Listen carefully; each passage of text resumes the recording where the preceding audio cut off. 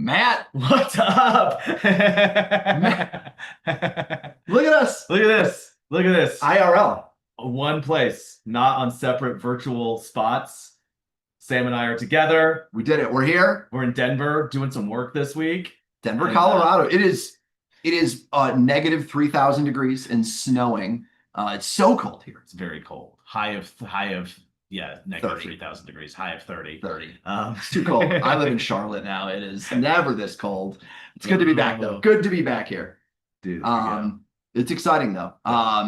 So one, exciting to be in person. Yes. Two, we've been talking about hospitality forever. Yep. But the one thing we haven't talked about is speed of service. And so today we're going to talk about speed and going fast. And it's kind of that third pillar. We talk about food, feel, flow all the time. And so today we're going to get into flow, that third part, which is, I think, what a lot of guests want, which is like, no one really wants to wait too long for their food. Yeah. So it's exciting to talk about how do you go fast, but how do you not make it feel rushed? How do you still maintain hospitality, welcome and fast, all of that. So yeah, we'll dive into it today. Dude, you want to hear a story? I do. First time I ever took a girl on a date, and I was in high school. I took my dad's car, and he was like, here's the thing, you got to go clean the car out first before you pick her up. He was like, but the thing is, she won't even notice. He was like, she's going to get in the car, and she's not going to get in the car and be like, oh, it's so nice and clean. And he's like, but if it's not clean, she will notice. He was like, if the car is like, if there's like stuff and it's gross and there's like trash in there, she's going to get in and be like, ugh. He's like, but if it's clean, it'll just feel good. Like she won't even know. And that's flow. That's speed of service in a restaurant. Like you don't go and say like, wow, I just like got my stuff so fast. It just feels right. Yeah. But if it's slow, if there's friction, you notice and it feels bad. And when the flow is there and it's on point and it's right and everything's firing, it just feels right. And Mr. Brunk, stage advice. Wow, thanks, Steve. Thanks, Steve Brunk, for the win. It is great. It's so true though. It is like those things that you don't notice that like you don't get credit for, but they certainly notice when it's not there or when it's taking too long.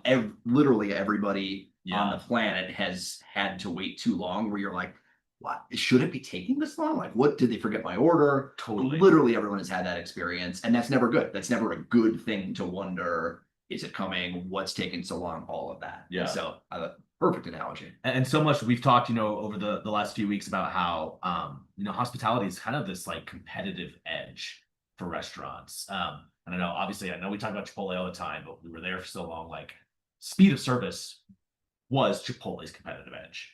That was the brand forever. Was throughput, getting them through, speed of service, getting people through quickly. And so we've spent a lot of time teaching that and learning about it, which we're going to be diving into today. It's cool. And what's great is it's not just Chipotle. There are other brands that are also known for this. So we'll dive into, for anybody out there familiar with Pal's Sudden Service out in Tennessee.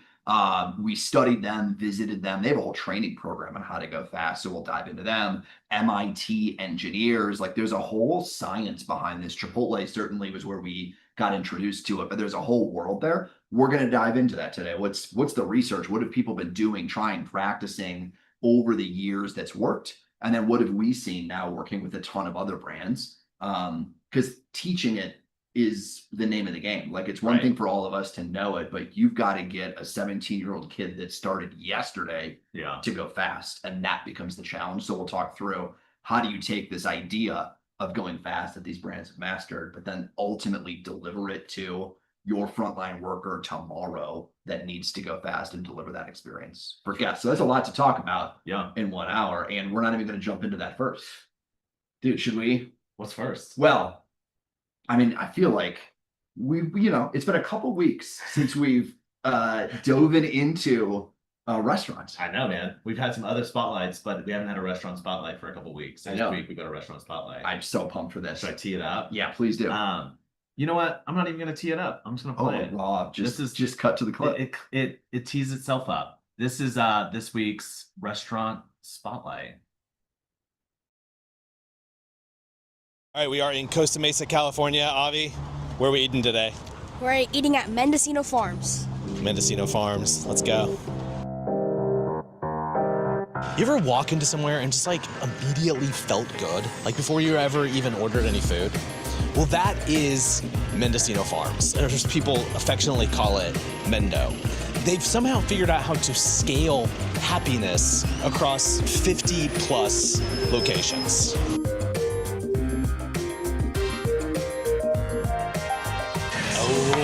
Sandwich and then chicken steak. I got myself the Turkey Club, one of their core menu items. Classic. Mendo has this really great core menu, but they are also huge on seasonal items. In fact, one of their core values is culinary innovation, or as they call it, being a culinary explorer. So like in the summer, it's a watermelon cucumber salad. Also right now it's fall and they have something called the November to Remember that's literally just like Thanksgiving leftovers in a sandwich. There's a winter citrus goat cheese salad. So all that to say that they're keeping it fresh, literally and figuratively. What did you get, Avi? This is my build my own sandwich. I get it every time. I've got everything on panini sourdough bread. Have mixed greens with some turkey, some cheddar cheese, some bacon, and mustard. It's literally the best. Avi always gets his own build your own sandwich. Wait, what's that? You don't think I'm in the same restaurant with Avi anymore? Why do you say that? Because I'm wearing a different shirt? Oh, because it's dark out now and I have a mustache? Okay, you got me. It was just so loud and busy the one we were at in a good way. I just couldn't do it. Cow. More cow. Cows. The cow. It's everywhere. It's a mascot, I guess. It's quirky. It's them. It's Mendo. So I mentioned that one of their values is being a culinary explorer, which is really seen in their menu, and how they take all of these sort of regular things and mendify it, make it their own. Another one of their core values is this idea of getting better every day. And that's even seen in how they've grown as a business. They started in downtown LA with one location 20 years ago, expanded in Los Angeles, Orange County, San Diego County, Northern California, Washington, Texas. Now they're in Chicago, Denver, Austin. As of today, they have 88 locations across the United States. I've been to Mendocino Farms across the country, and consistently, I have the same experience. And what that looks like are team members who just exude something different. They sell happy. They have certain things that they do that they call breaking the barrier, where if you walk up to the menu and you look lost, the team member will walk around the counter and come out and talk to you and kind of guide you through it, walk you through it. Managers and team members are working the dining room, clearing tables, getting refills, and consistently you hear them say things like, "Hey, I love that jacket." Just compliment you on something and make you feel good. It doesn't feel forced or manufactured. It feels authentic and happy. Dude, this bacon's really good. So across the board, it's the same vibe, the same energy, the same little moments that make you say, these people like being here. So how do you make that happen? How do you scale happy? Well, you have to have leadership that's passionate about it, that believes in it, right? They had a pair of founders who brought that mantra here. And even though those founders are not involved in the day-to-day, there's people here who are still passionate about this concept, of this idea of sell happy. So what it takes is defining what it looks like, what it sounds like, what it feels like, and then you train for it. You reinforce the behaviors when you see it, and you hire people who live it. And that's what hospitality or selling happy at scale actually looks like.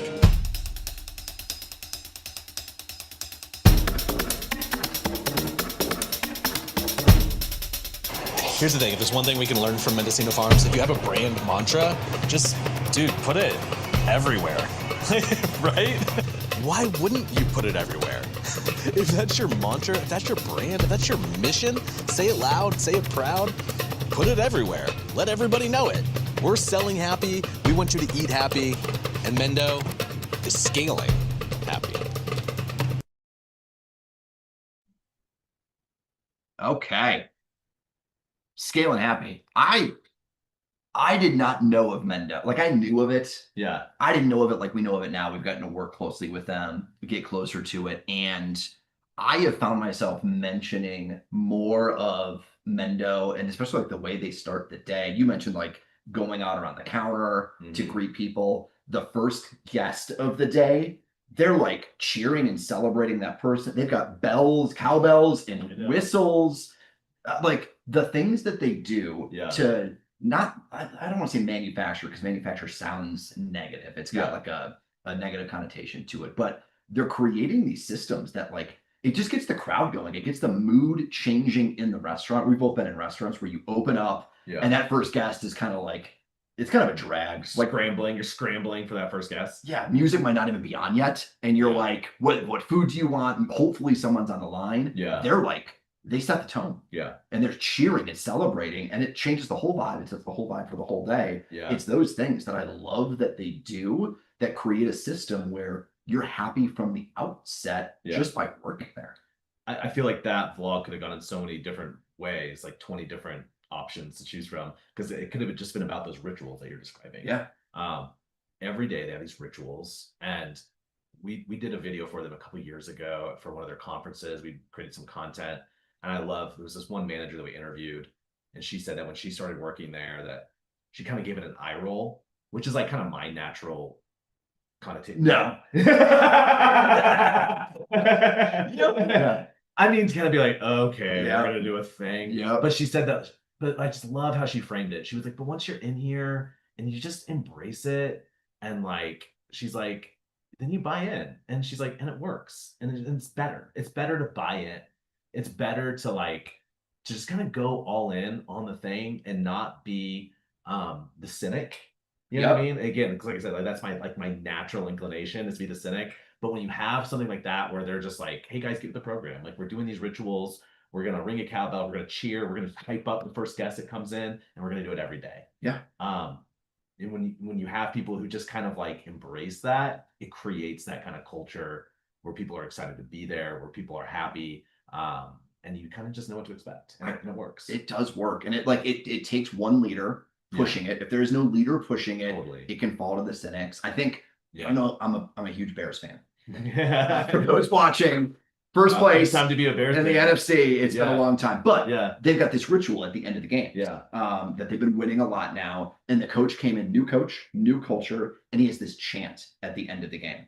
And the players have talked about it, how the first time he did it, it was kind of like, oh, are we doing this? Yeah. He's like, good, better, best. And they're like, good, Yeah. better, best. Never let her rest. And it's a thing where it's like, Yeah. it can be really cheesy and corny. But now they've won 9 games. Now the team is wild when he does it at the end. They go Yeah. crazy, but Taking it's his this shirt ritual- off. taking his shirt off. It's going nuts, but it's a defining moment. Yeah. But it takes people buying into it. But once you're in, now it's like, why would we not do it? Now Yeah. it feels so great to do the thing. Mhm. It takes that catalyst. So I love that they do it because they've done it. It can be that cringeworthy. And Yeah. I'm sure when they're hiring, you're filtering for that. You can't have too many cynics on the team That's right. to try to convince people. But they've done such a good job across. It's in the same in Dallas. My in-laws are in Dallas. We Yeah. go there. Feels the exact same as LA. It's super cool that they've been able to do that. Yeah. That's great. I love it. So if you've never been to Mendocino Farms, Go check it out. check it out. Yeah, that's a restaurant spotlight for the day. But now, speaking of hospitality, like you said, we're wrapping up our kind of conversation on hospitality, and we've talked to our framework before, but it's food, feel, flow. It's hierarchical. It's got to start with safe, delicious food, consistent food. Then it's about creating the feeling through some certain standards and some certain expectations.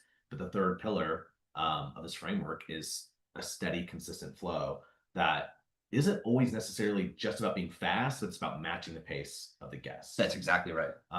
It's about somebody knowing how to like when to go fast, when to slow down, and kind of match. Because if someone comes in at 3 PM, you're not like cranking through them, right? It's still about kind of matching that and like going with the flow. That's right. And you described what Mendo did, which is like if you're looking around, they'll literally walk across the counter to come take the time to be with you because you don't want to rush the person that doesn't know what the menu is or isn't there. They're going to have a bad decision, a bad experience. And so there are times when you need to slow down, when you have to go slow, because that's what the guest needs in that moment. We just did it with Chaji Tea House. They had a big focus on it because it's new guests, but it's also like, hey, there's people that sometimes want to come in just to hang out. And Yeah. like you're the conversation for the day. You can't sit there and have a 10-minute conversation, Yeah. but also honor them, give them the time. We're not here to just crank out an order. If they want to talk and chat it up, talk and chat it up.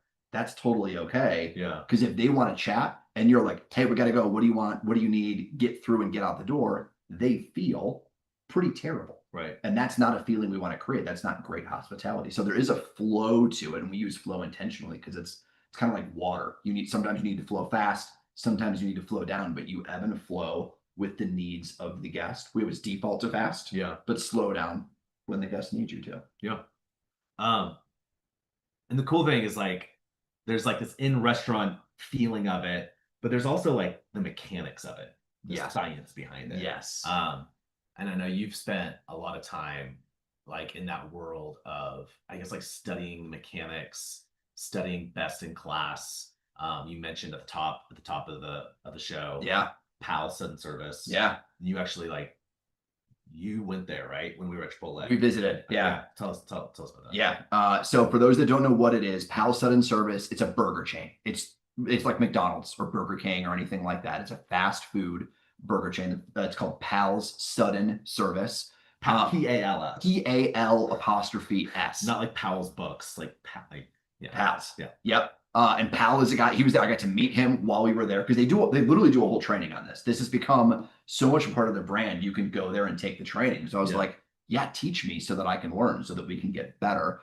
So we went there and got to live it and experience it. The whole thing that they do, and I'll show you what it looks like to go through the line. I took a video. This was years ago, so excuse the quality. This was like iPhone 3 or 4. I don't know what the quality was, but I was there. The whole point, the whole goal is it's drive-through only. There's no dining room. You come in, you order, and you shouldn't stop your car. So you order, you drive around a building, and you go to pick it up, and you pay, and they hand you your food, and you leave. And that's the sudden service. Nice. And the way that they get there is interesting. So let me pull this up. I'm going to try to play. Let me also note that I just noticed I was like strongly featuring this coffee that says badass coffee. Hey, is it badass? I mean, sure. Yeah, it's pretty good. Yeah. All right. Let me pull this up. So I'm going to narrate this as we go through here. So I'm not going to play the video. So this is Pal's drive-through like you would normally see. I shot it in slow-mo. So, do with that what you will. But here's the ordering process. Hello. How are you? I'm good. How are you? Good. It's our first time. Okay, cool. Let me know if I can help you with anything. Okay, perfect. Thank you. All right, so you order drive-through like you would normally see. We order a few things, burgers, hot dogs, and then here's the experience. Let me see. I won't suffer through the ordering here. Shout out Ryan Smith here. Thank you so much. You have a good one. All right, so here we go. We just ordered. Very Very patient. southern. Very southern. It is very southern. This is Eastern Tennessee, rural Tennessee.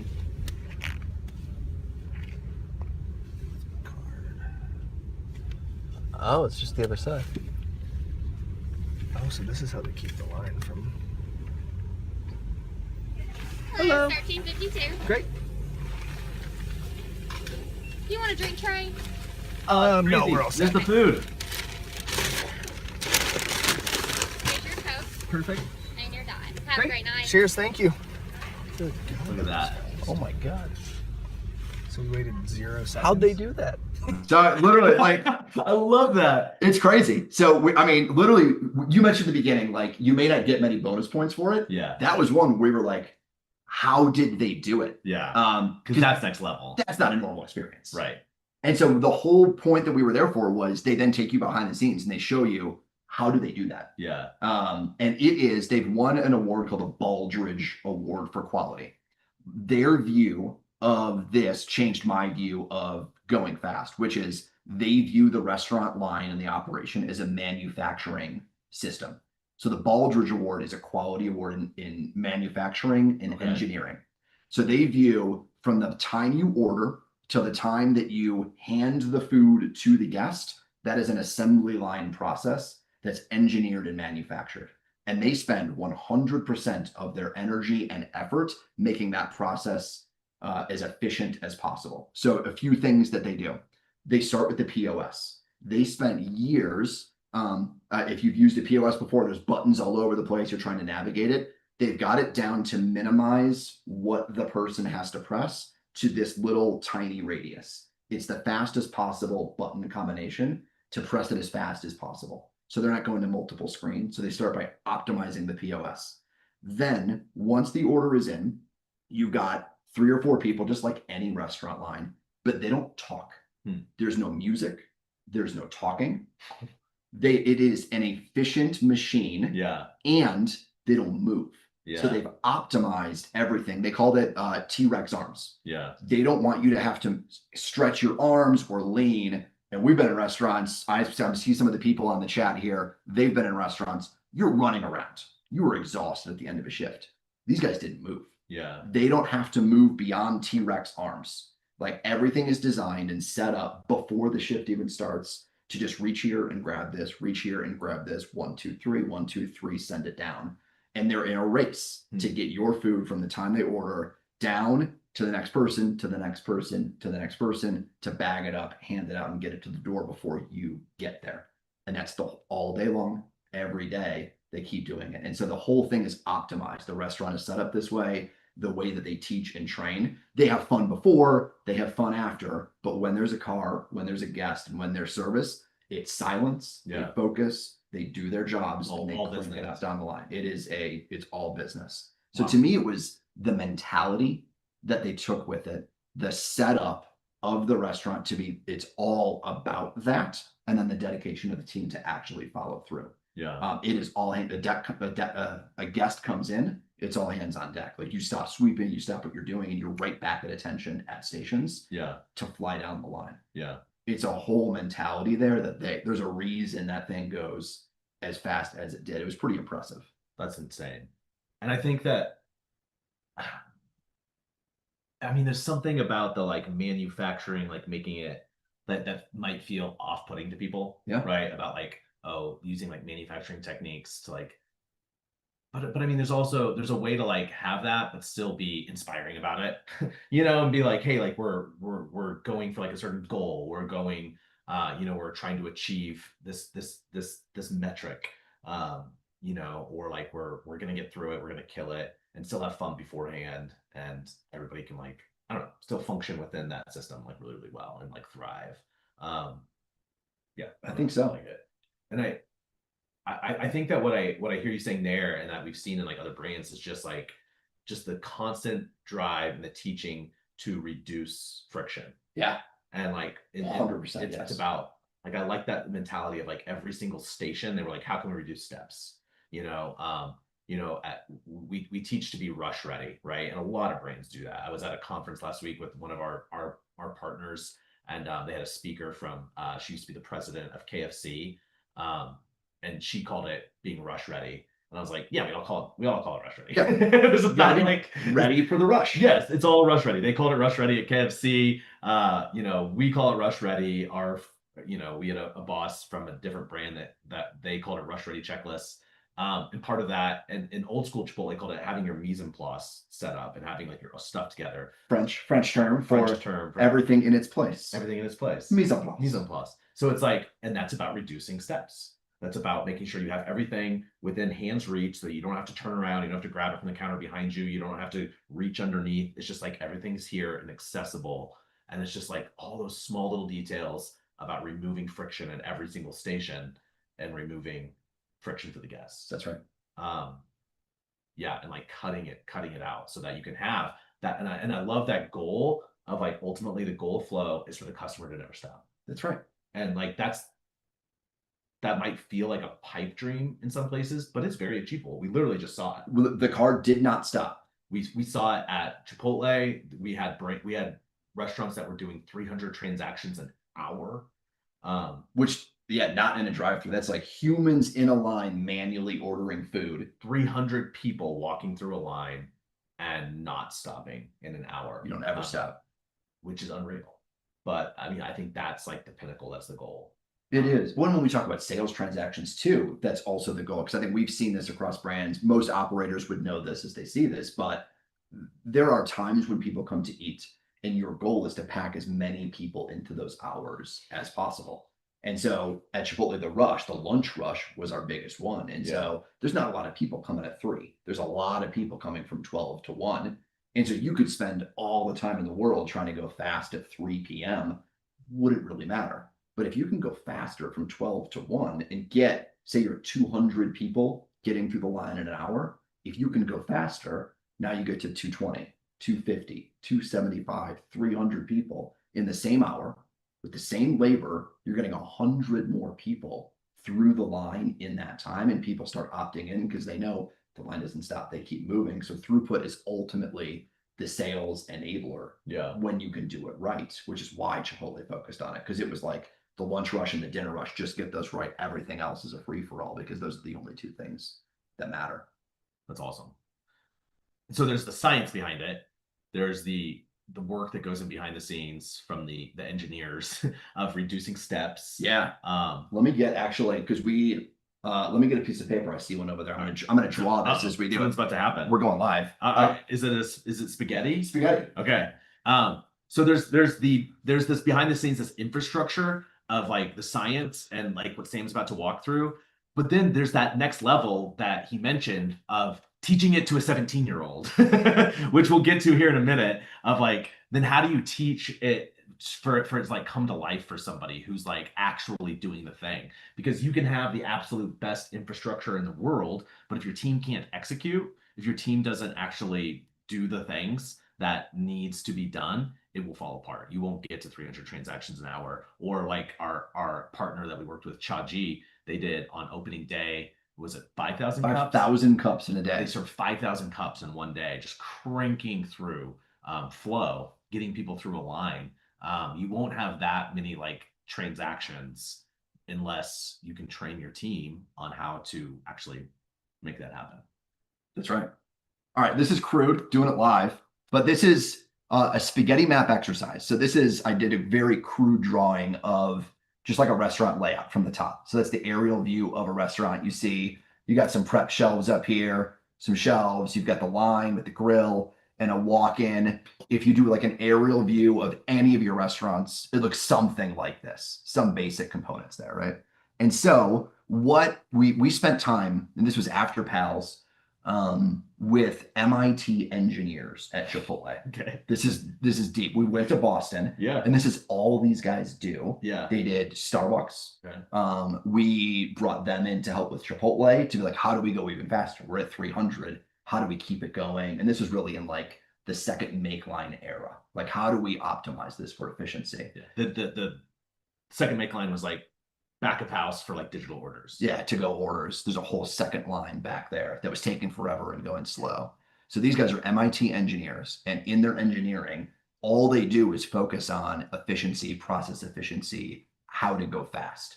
And the number one thing that we did, so we went to a restaurant with them, we drew this, same thing I just did here. So we drew this and we sat there during a rush and we watched a person. We each took a person. So like, you would take the tortilla person, the person you greet that presses, and for an hour, you would sit there and go, okay, this is going to be so hard upside down. They start here, track them, and anytime they move, just move your pen to where they go.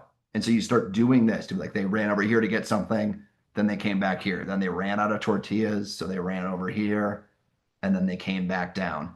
And so over the course of an hour, you're just tracking where did they go and what did they go get? They ran over here, then they ran back. And in the end, you end up with this spaghetti map of like, then they ran over here, they came back over here, they ran over here. They didn't know where to go, so they went there. They didn't know where to go. They were looking all over for it. And then they went back.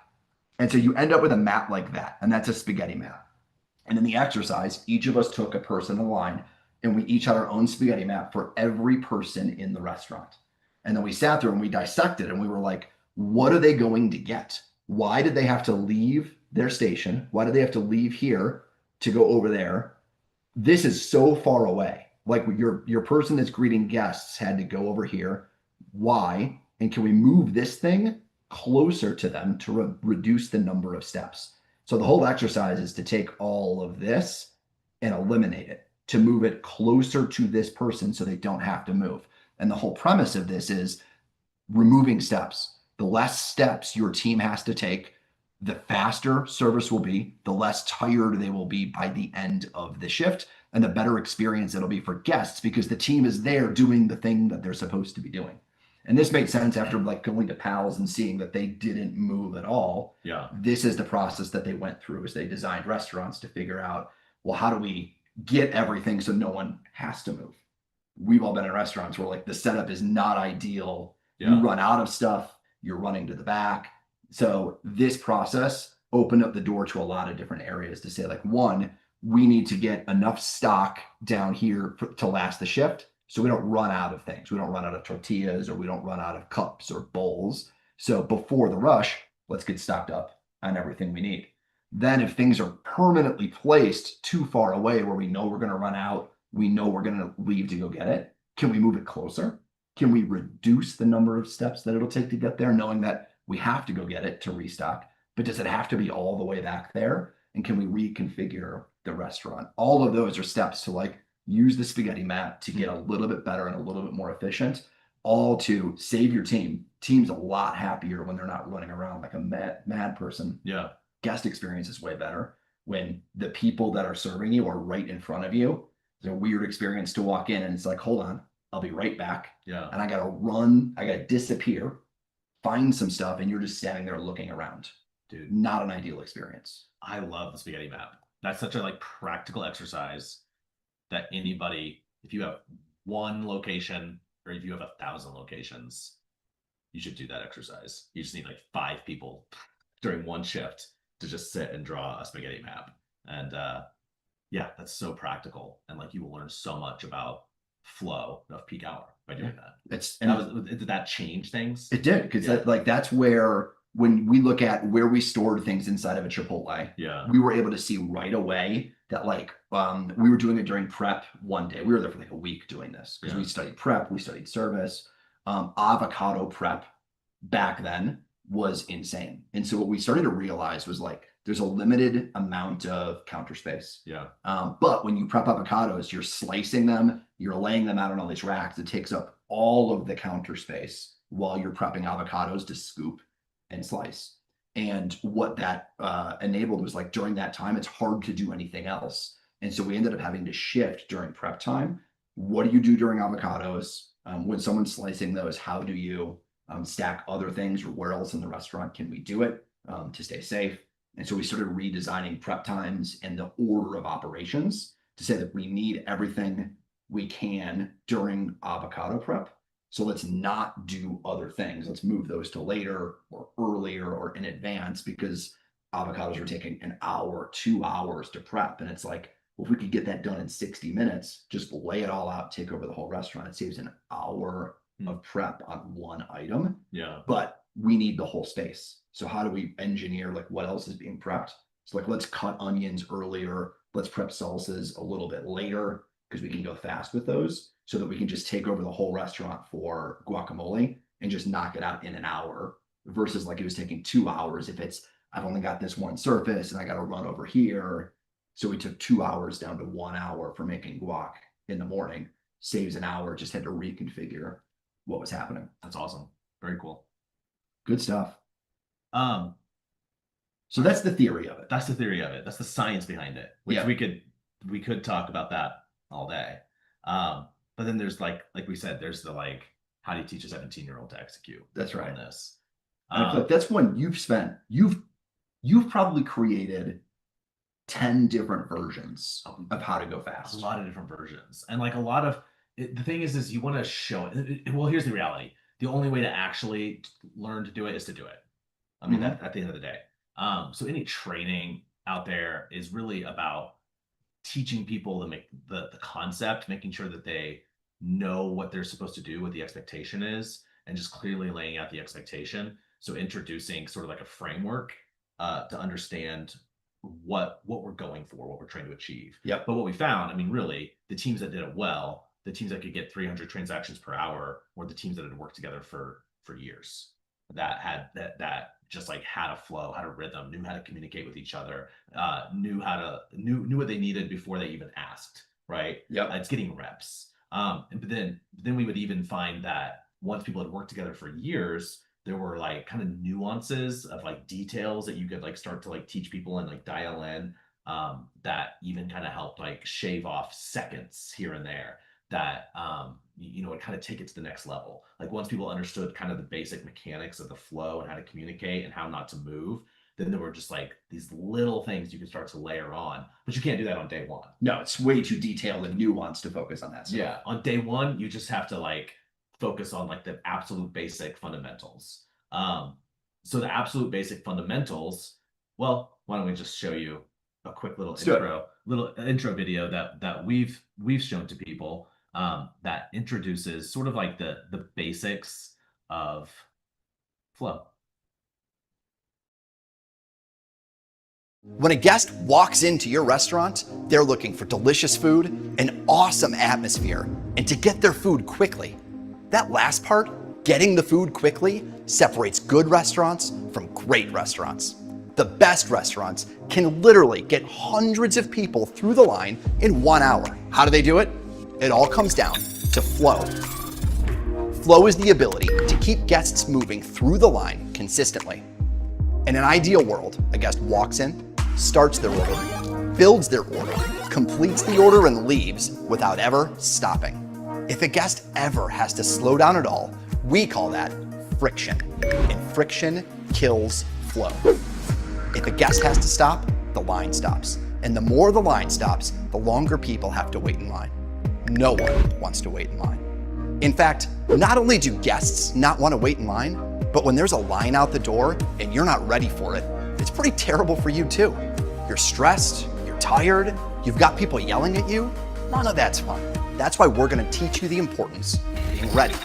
Ready to keep the line moving, and once you've got that down, ready to make it go really fast. Believe it or not, the secret to keeping the line moving is getting ready for it long before the line even starts. We call this rush ready and roll ready. Rush ready means you've got everything you need already in place when that tidal wave of guests shows up, so you're not running around with your hair on fire when they get there.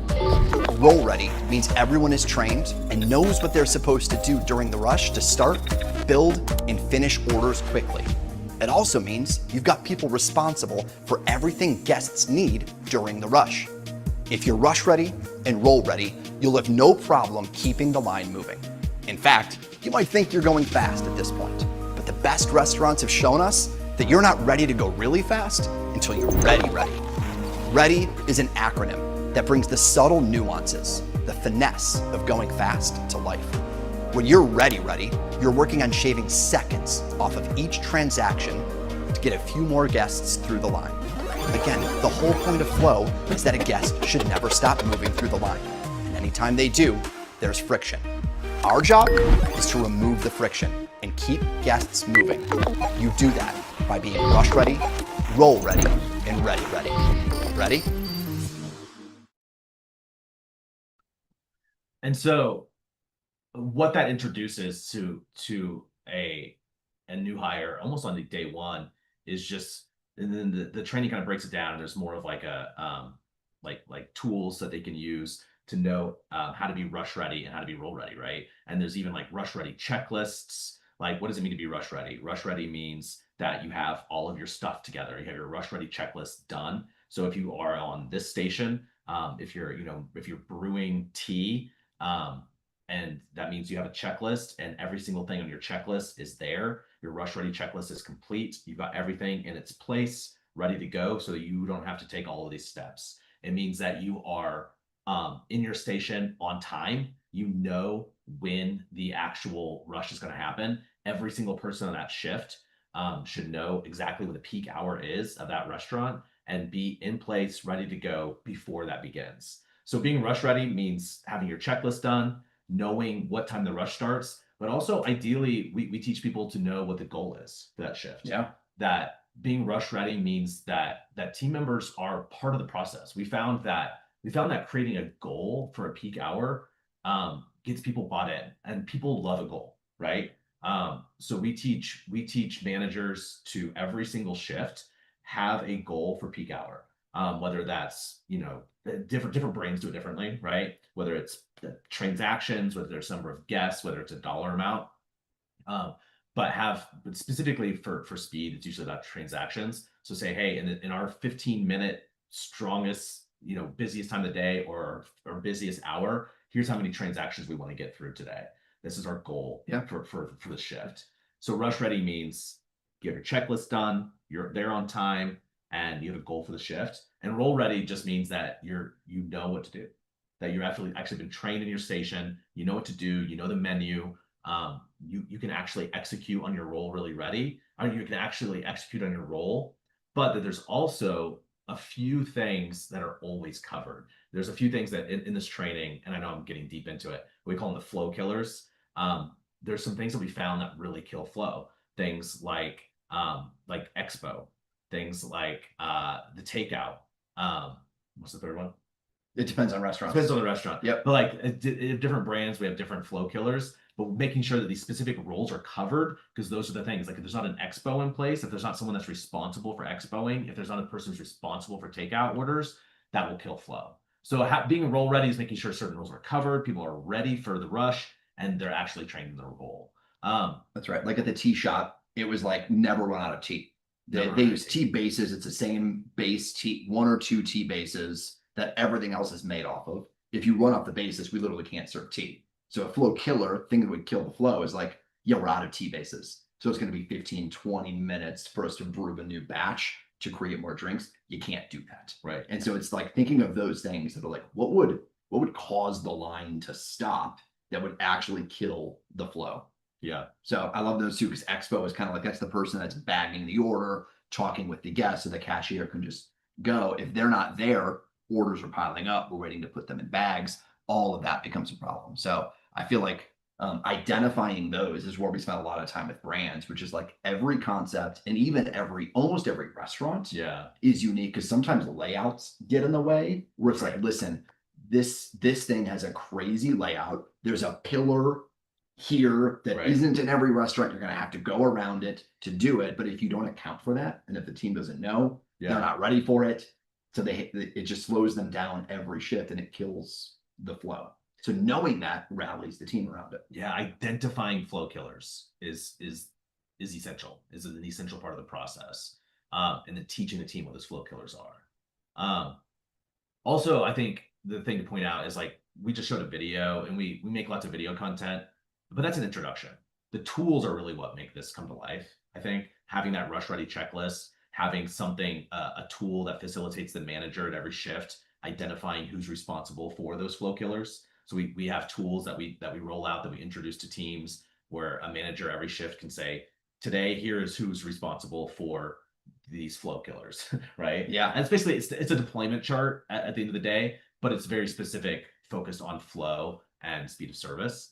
And I would just point out, I also love, in that video, speaking of the video, I feel like that video game style was the first time we really were able to visualize speed of service in a way that made sense. Right. Conceptually to somebody, what we're trying to accomplish here. For so many years, we like filmed in restaurants. We would be like, oh, let's set up like a time lapse or a GoPro or a point of view of somebody going through the line, and trying to explain what happens when it goes fast. You want just somebody going through and never stopping. When something gets a backup, you get a big backup. But we could just never quite visualize it. But showing it in that like kind of overhead video game format style, I think just really makes it accessible and quickly makes somebody able to understand, like, okay, here's the goal. We don't want the person to stop. Here's what happens when this doesn't happen. So we kind of come back to that that device throughout the training in order to explain to people, here's what happens when this flow killer is not covered. Here's what happens at this point.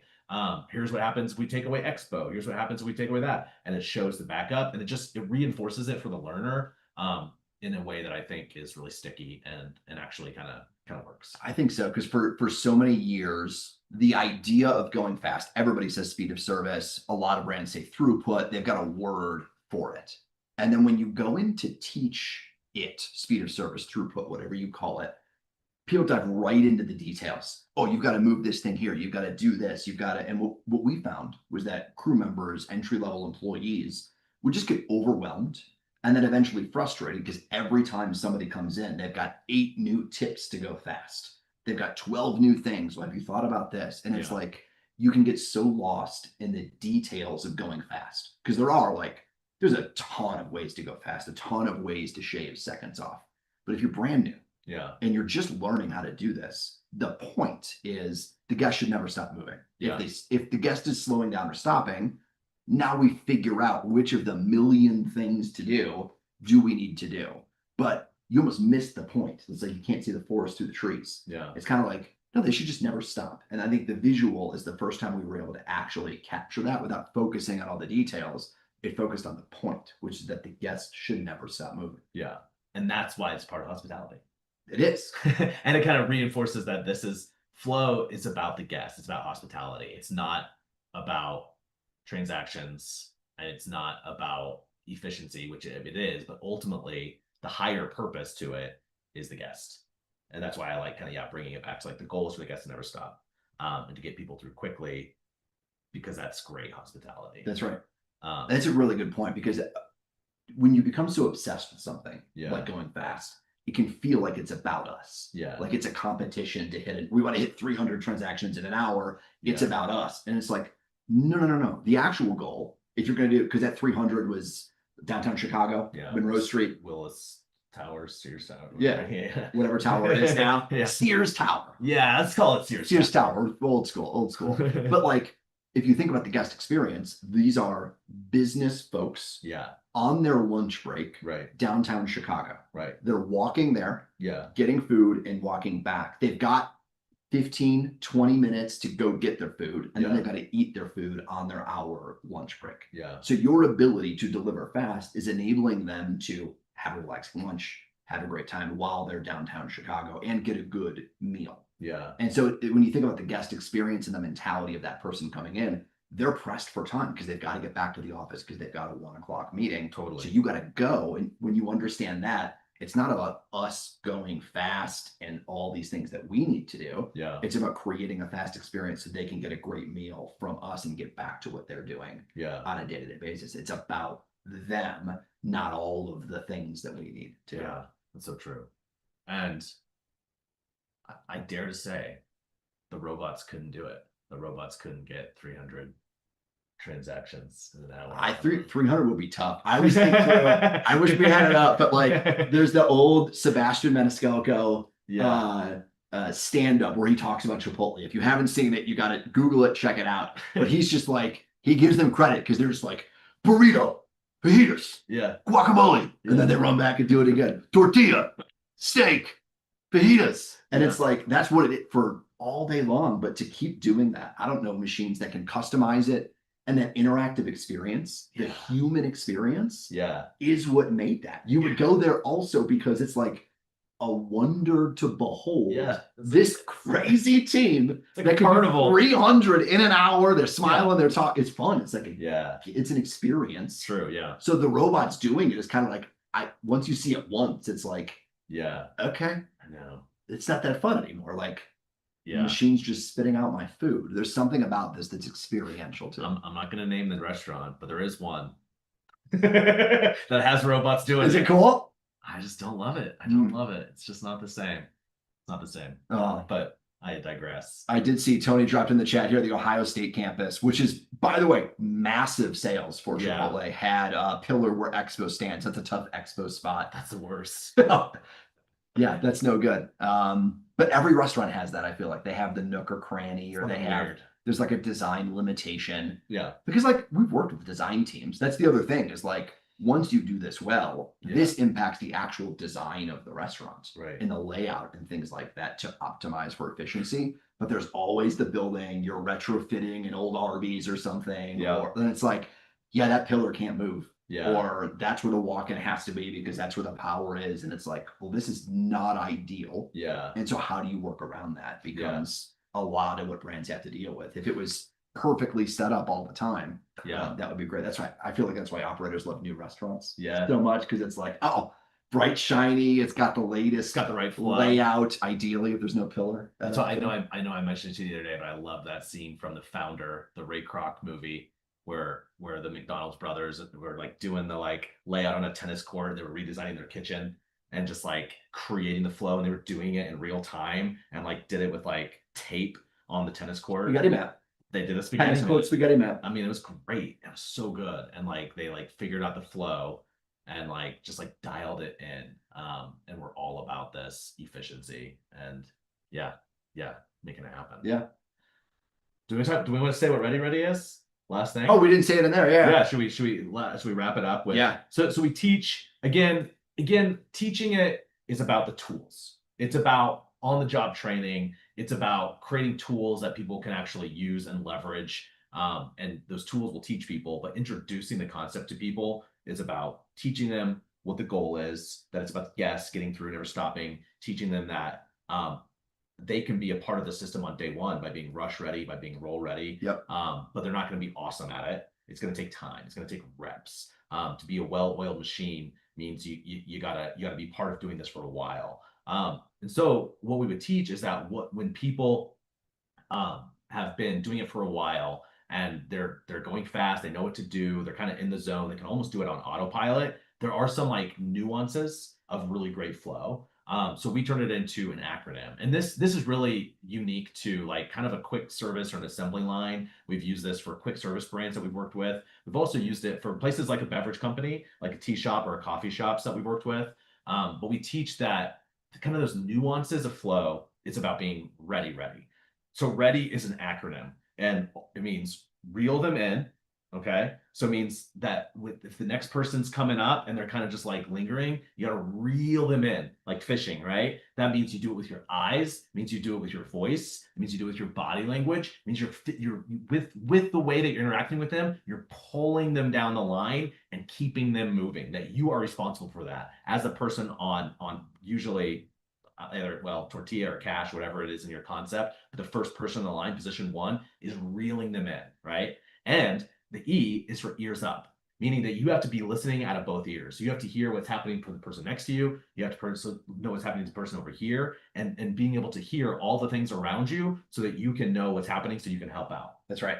Because if you're just focused on what's in front of you, you're not going to hear someone saying coming behind you to restock something or a guest asking a question for another side. If you're just focused on what's in front of you, so much is happening all around you inside the restaurant.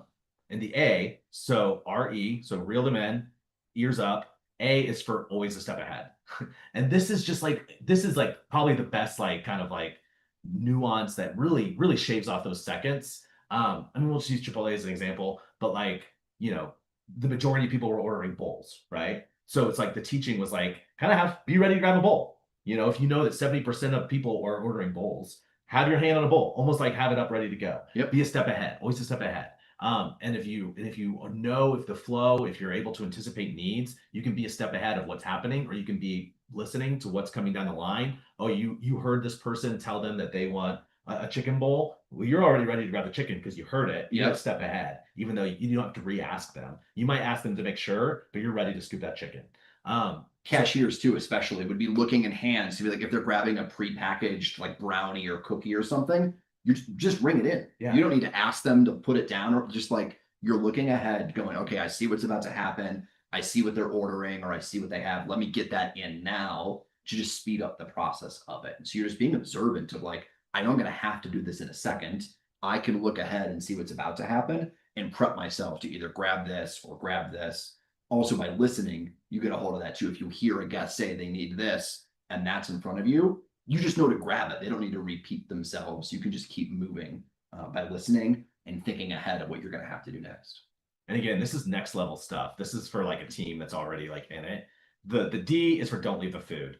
And basically that means that like you want to move with the food on the line. You don't want like abandoned, piled up entrees sitting here ready for like the next person. Like if you're passing off from position 2 to position 3, you don't want to pile up the food. Right. So you kind of want to follow the flow of the food. And as you pass it off, you stay with it. You stay with the food. You stay with that guest. And you make sure that that guest doesn't get lost in the shuffle and the food doesn't get lost in the shuffle. And that keeps flow moving. That's right. Same thing with like a coffee shop, even. You don't leave the cup. Yeah. Right. Like if you're pulling a shot of espresso over here and then you're going to run over here, their cup is just sitting there. And so as long as that cup is sitting there, the guest isn't moving. The order isn't going. And so if you visualize the bowl stopping on the line, or visualize the guest cup moving and then stopping at the espresso machine, if the bowl stops, if the cup stops, if whatever the vessel is that's carrying the guest food stops, the guest is stopping, and we don't want the guest to stop. So if you leave it, it's just sitting there waiting for something to happen. So don't leave it. Don't let it stop. Hand it off to the next person to make sure it keeps moving down the line. Because the goal is for the food to keep going, because you want the guests to keep going. That's right.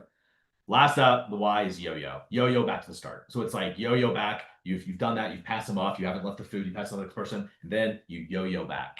And you reel in the next guest, and it just starts back over. And so we teach ready. There's even different nuances for each position on different lines and different concepts. But really, it translates pretty well across quick service restaurants, across beverage companies, in teaching sort of this like next level of flow and sort of these like nuances of really great flow. But of course, it's got to be in a way that's like easily rememberable, and it's got to be packaged well, right? So that's why we teach rush ready, roll ready, because people will remember it, and it helps people kind of like understand it in a new way, reframe it for them. That will improve speed of service. That's right. And the beauty of these is like we've been giving a ton of like fast casual examples. The video you saw was for a pasta fast casual company. We've talked about tea. Like what I love is that this has become part of like my everyday life at home. Like we're talking about rush ready, roll ready in the kitchen at our house as we're moving stuff. Nice. For flow. But it's the same in any concept. Like if you're in a grocery store, if you're in a car wash, if you're in an oil change place, the idea of being ready for the rush, being rush ready and roll ready, of going fast and having everything around you to reel in the next guest, keep your ears up. The concepts apply. They just need to be localized or customized to what you're doing. So the framework of flow is universal that most of us in any business are trying to move guests through and get them what they need, whether that's a car and an oil change or a car wash place or somebody inside of a grocery store or fast casual restaurants. You're trying to move people through your concept. And so I think the concepts are universal. They just need to be localized to what you're doing, because no matter what, you've got to prepare for people to be there and have the stuff that you need. You've got to focus on the subtle things that make you go fast. And if you could do those two things really well, you can move people through, which is ultimately what we're all trying to do in any of these concepts. That's right. Well, I think that wraps up our conversation on flow. That's flow. Flow, man. I'm feeling the flow. I don't know I'm feeling about you. it. It's pretty good. Yeah, and that wraps up our series on hospitality, on food, feel, and flow. And for the rest of December, we're going to be talking about career path. And this is something that is unique that we've been doing for years. Is really, it's ultimately about internal systems that create paths for people to be promoted internally and to grow their careers internally within brands. And we worked with a brand for a long time that had like up to like 95% internal career growth. That's right. Meaning that 95% of all management positions were filled from within. That's right. We didn't have to recruit from the outside for management. 95% came from within. And so the next few weeks, we're going to be looking at sort of the systems, the infrastructure, the behind the scenes of what it takes to make that happen. So we'll be diving in there. Yeah, because we're ending on time. It's 11:59. Matt is very punctual. I love it. We got to end right on time. That's great though. But thank you all for tuning in. Thanks for joining these. And it's fun to do it in person. Yeah, we're in person. Well, yeah, you guys. Maybe next time you all can come in person. Yeah. Should we do a conference? Let's do it. Let's do it. Stay tuned. Right here in this living room. All right.